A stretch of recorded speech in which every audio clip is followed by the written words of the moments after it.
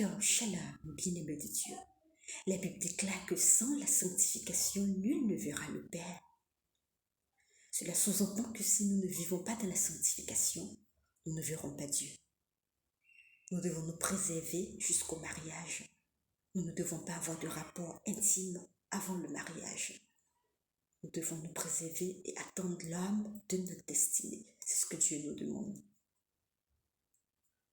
Et non seulement quand tu vis dans la sanctification, quand tu décides de sanctifier ton corps, Dieu te parle de certaines maladies, bien-aimées de Dieu. Les maladies sexuellement transmissibles comme le VIH-Sida, la gonococcie, la syphilis, l'hépatite B et C, toutes ces maladies sexuellement transmissibles. Dieu t'en préserve. Tu vis dans la pureté. Alors éloigne-toi de l'impudicité, éloigne-toi de l'adultère. Vis de la sanctification.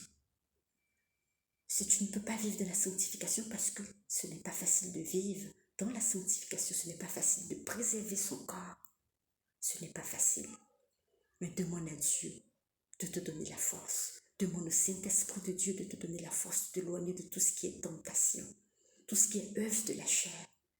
Dis au Seigneur dans ta prière, Seigneur, enlève en moi tout désir sexuel. Enlève en moi, tant que je ne suis pas mariée, éloigne-moi de tous ces désirs impurs.